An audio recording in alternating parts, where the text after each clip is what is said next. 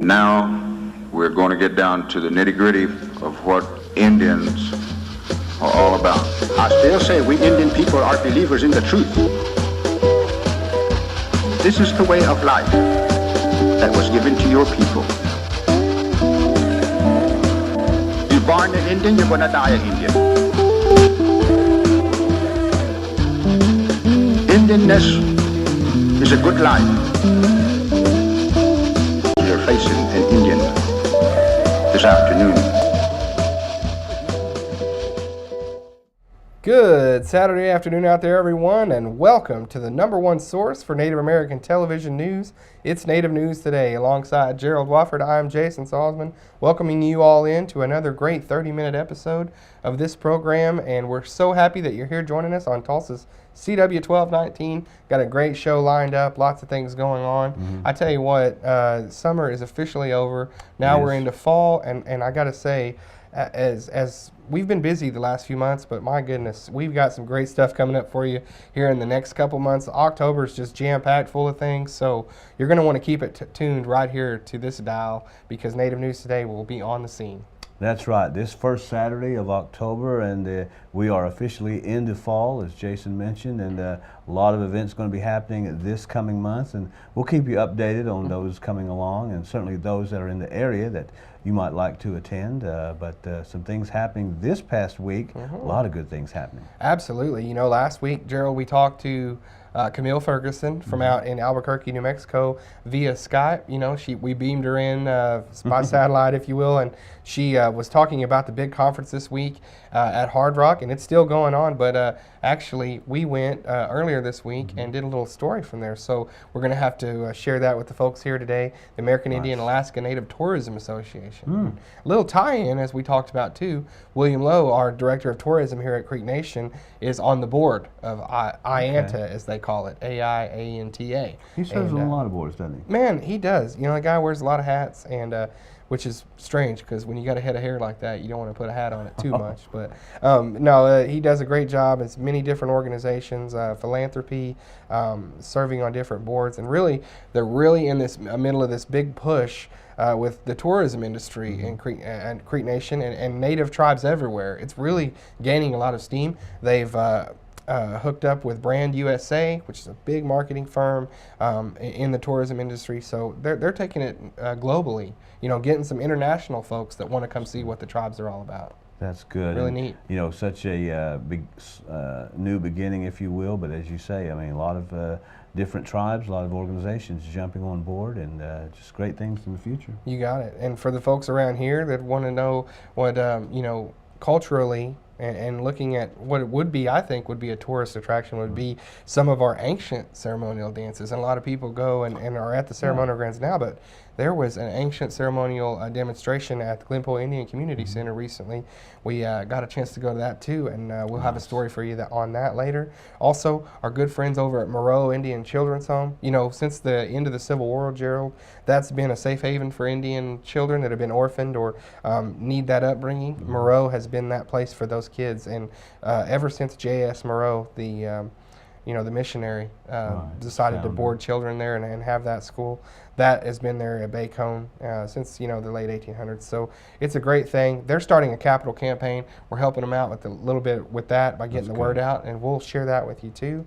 Just a lot of great things on Native News Today. So Hall of Fame Gala coming up in a couple weeks. You need to mark your calendars, October 12th. So we're going to have a little bit of information about everything today. Will we announce the recipients of that? No, we won't announce the recipients. Well, let's save that for next week. That's going to be something to look forward to next week. So as we said, we've got a lot of things going on this week, a lot of things in the coming months. So October is going to be a month you're going to want to stay tuned to Native News Today, and all throughout the fall as we get closer and closer to that Christmas holiday.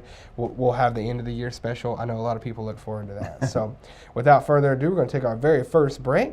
Don't go anywhere though, because when we come back, we'll have Native News Today. Don't go anywhere. Jehojef kat Paul Fixakodos. Ikanagat Tekobachi, Mikusap Kajokonman, Amikusap Kajokodos. I'm able to preach in English and Muskogee, our language too, so you know, there's not many that does that today. When I was growing up, that's all we had, Muskogee language, and that's all they preach. I could talk my language when I was small. When I grew up, I could understand what they were saying. We don't want to lose that, language, especially our songs, our native songs and the Muskogee hymns. We want to keep them. Since the dawn of the Muskogee Creek Nation, the traditional rhythmic sound of the turtle shells has been the heart of the ceremonial stomp dance. A living legacy passed to each new generation. This tradition, this legacy, this heart, this is the Muskogee Creek Nation of Oklahoma.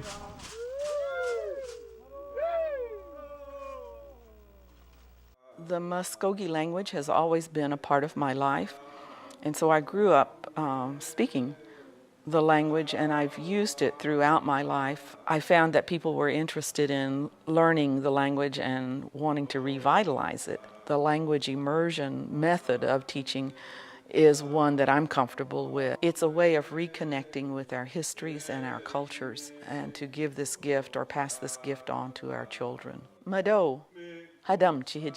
And welcome back to Native News Today. Jason Salzman, Gerald Wofford. And Jason, in Indian country, tourism continues to grow. So many great things to see and discover in Indian country. And this story here is just a good example of that. Yeah, I'm glad you mentioned that it continues to grow, because you look at the different tribes and what we're doing now, and such a stressing on economic development, doing things to, really diversify the economies of these different tribes, and making it something where, we're not just a one-trick pony when it comes to generating revenue. And I think that if you ask a lot of people around the country, tribal tourism is something that's becoming at the top of that, and these tribes are really buying into that. They're building museums, they're building cultural centers, they're building these stops that people that come through Oklahoma are going to want to stop. Not just at a casino, they're going to want to stop and learn something about the culture.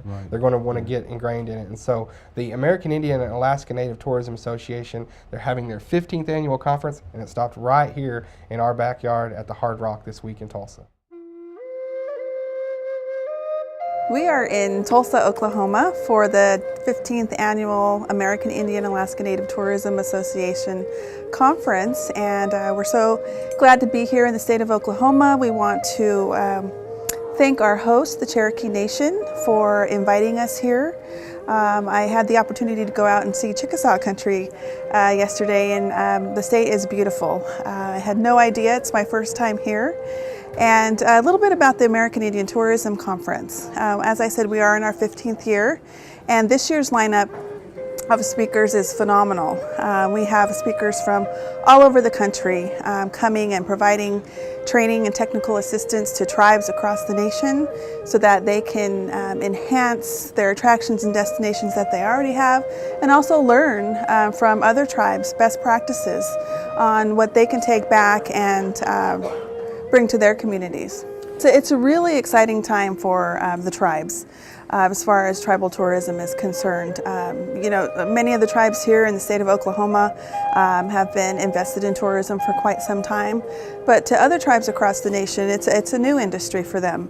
And so again, the information that we provide here at the conference may be life-changing for some of these tribes. And so it is very fulfilling to be able to be a part of that. IANTA has been at the forefront in trying to get the word out about tourism and the significance and value of Indian country to the tribal tourism industry, or to the tourism industry. And so we've really been promoting the fact that Indian country is a value added to the tourism industry, and not only to the international market, but to the domestic market as well.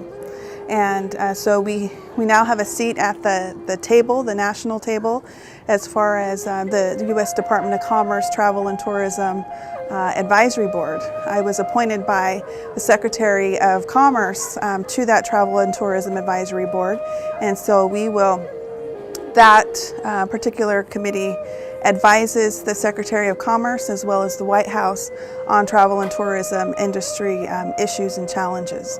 So I will be able to provide a voice for Indian country. For a long time, Indian country was largely invisible. People thought there weren't any Indians, or that the reservations were all about poverty and despair. And what they're finding out now is that there's a very rich way of life taking place in Indian country, that the tribes, many of them are thriving, and that they're anxious to share their cultures and their history. You know, one of the things I realized from being at the Smithsonian was that no matter how hard we try, we have a museum in New York and we have a museum in Washington, D.C., but in the end, that's not Indian country. So we can give the visitors an idea, we can give them sort of a replica of Indian country, but to experience the real thing, they really have to go out into Indian country. And so we'd like to find a way to become more of a portal and to help people find what they're looking for out here rather than in the museums in Washington and New York. You know, I grew up in Lawton and spent most of my youth in Oklahoma, traveled to different parts of the state with my parents because of their work. And there was a time when Indians, you know, weren't very active, and it was hard to even know that there were Indian people around. And what's going on in Oklahoma now is really exciting to me, especially here in eastern Oklahoma, where you see the tribes becoming such an important economic presence, such an important cultural presence. And it feels like Oklahoma has really begun to embrace its indigenous heritage in a way that, frankly, it didn't do 40 years ago, 50 years ago when I was growing up. And Jason, coming out of that story there, the unique thing is that these tribes are all working together. Each one of them, of course, has their own special events they have throughout the year.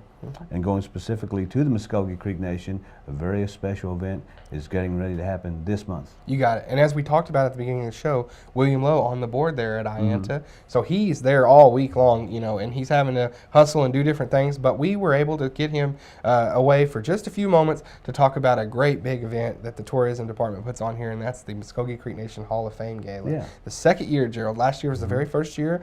Went so well that they decided, hey, we're going to do it again. So the second annual Hall of Fame Gala at the River Spirit Event Center, October 12th.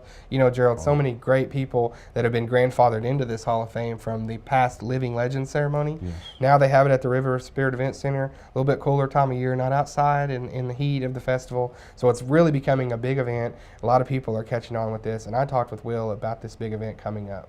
Okay, I'm here with William Lowe, Director of Tourism and Recreation of the Muskogee Creek Nation. We are actually in the midst of the American Indian Alaska Native Tourism Association. So Will's going to be up here all week doing a lot of great things, spreading the good news about Creek Nation's tourism department. But we had to get you just for a moment to talk about a very big event we got coming up with the Creek Nation, the Hall of Fame Gala, River Spirit Event Center for the second year, folks. I know you guys are very excited to put it on again. Oh, we're very excited. You know, this has been, you know, every year we plan the festival. We'll start very early. This year, we now have the festival and the Muskogee Hall of Fame Gala.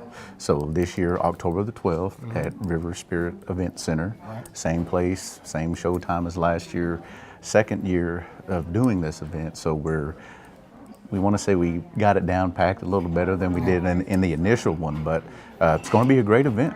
Well, if it goes off, you know, better than it did last year, it's going to be awesome, because last year was a great event, first time ever. You know, everybody out in the black ties and the ballroom gowns and all that good stuff. Everybody looking pretty and nice and sharp. So it's really a big night, and it's interesting. I'm glad that you brought up the festival in conjunction with the fact that you're doing the festival now and this, and it's part of the big events throughout the year, because this and the festival really go hand in hand. Well, this event, along with our scholarship foundation at the Muskogee Creek Nation, funds the festival and the scholarship foundation. So it's really a big fundraiser and something that we can do to not only, put in some really good money for some good causes, but also, recognize some people that really need it. Yeah. Certainly.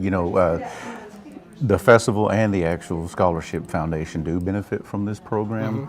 I know last year it was probably the largest donation that the scholarship foundation has received, and it was so awesome to actually hand that check over to Dr. Kozer and his group. And the other thing that it's actually twofold, because it helps our Creek Festival. Like last year, it helped with our capital improvement. We were able to get a green room for our entertainment, and when it's pushing 100+ degrees, people like Smokey Robinson, who played our concert, benefited from that new building. Yeah, and it's great. If you haven't been in the green room, definitely check it out. It's an awesome space there, and like you said, it's very needed. Something, you know, our festival, we love it, but it goes on in the hot part of the year for us here at the Muskogee Creek Nation. So there's got to be that place where they can kind of cool off and get their bearings, and then go out there and perform a great show. It's a great thing to have right there behind the stage. So the Hall of Fame Gala coming up October 12th. So everybody out there, you can get your tickets still, right? Yes, You get can your just tickets. Call 918-732-7990 or 7992 or email tourism@mcn-nsn.gov. All right, and we're going to be, like we said, recognizing some great Hall of Famers. If you went last year, you noticed all the big, Ritzy, and it's just a big time event. It's great to be able to, recognize these people, and we're having a great time at the American Indian Alaska Native Tourism Association Conference this week. Certainly. I've been on the board now for 2 years. Great group of folks. Love getting together with all the tribal tourism professionals across the country. We have a board representative from Hawaii this year, so we're really pushing next year. Let's have it in Hawaii. No, it's certainly a great opportunity. You guys need me to cover that. Certainly, of course we would. Yeah, exactly. But it's an opportunity for us to share our cultural tourism and marketing strategies and just network with a great group of folks from the tourism industry. Yeah, a lot of great people here this week. We're glad to be here too. Hall of Fame Gala, October 12th, River Spirit Event Center. Call Will and all his folks, and they'll hook you up. And it's going to be a great night. Will, thanks a lot. Thank you very much. Great. Take care. Just a quick bit of information on those Hall of Fame recipients. They will be announced this week, and we'll certainly give that word out when we have that as well. Switching gears just a little bit here, as we say, preserving history is so important here. Recently, Muskogee Creek Nation, led by Mr. James Proctor, some very special dances being just open to the public and letting everyone see what they're all about. Yeah, and he talks about in this story, I think he makes a great point, Mr. Proctor does, and that's the fact that his wife and him had a conversation, and she basically said, if you don't share it, then nobody's going to have it after you're gone. And I think that's a great point. I know sometimes we like to keep some of the things we do as a tribe, especially ceremonial, tucked away, but there is some value, I think, in sharing your culture and showing certain aspects of it. You don't have to show everything, but for folks to know, though, after you're gone is a great thing. And I think that's what really speaks mostly out of this story, and we were glad to be there to cover it. I am James Proctor. I belong to Talasi Wagagai. My wife caught me singing songs, and she wanted to know what kind of dance it was. She said, if you know all these songs and if you know all these dances, if you don't tell somebody, if you don't show somebody, and if you was to die, all these dances, all these different kind of songs will be lost. With that, I asked for a Glenpool community recreation group, or whatever they call it, that big building, with the help of my brother and a couple of other older guys. Well, our idea was not to brag, not to put anybody down, put any ground down, but past few years that I've seen, nobody, no ground that I've been to are putting on these kind of dances. These songs and dances we do that we're practicing today is something that almost forgotten, because as time went on, the stomp dance that's real popular today was probably invented. And those dances are real exciting, they're fast, they're competitive, and that's probably the reason why a lot of our people only know the stomp dances. But in the past, in the beginning, it was dances like the horse dance or deer dance or guinea dance and things like that. The first dance was called, today it's called friendship dance. The story goes this, that back in the, I guess in the olden days, some of the tribes even had conflict among themselves. They'd have a small wars, stuff like that.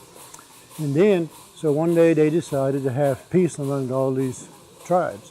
Each tribe contributed a certain song in that. It was actually called peace dance back then, but today we call it friendship dance.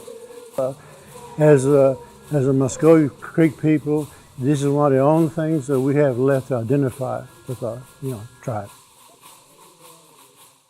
You know, Jason, a lot of times, you know, talking with different Native Americans, you know, we all talk about how we can improve tribe and just different organizations that are tribally based. And sometimes it's like, you know, if we could just find an organization that helps children. I know that's a priority amongst a lot of people, and there is one.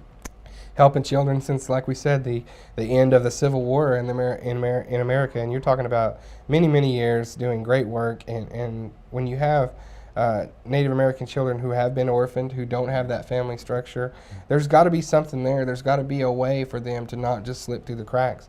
And Murrow Home, Murrow Indian Children's Home there in Muskogee on the campus of Bacone College has been that for, you know, that many years. And so it's important, I think, that we organizations out there that can help them get the word out about them, and especially now with their capital campaign. They're starting a capital campaign. They want to really do a lot of work with the cottages, and we went to help with that and share this story. Murrow is more than just a building. It's part of history.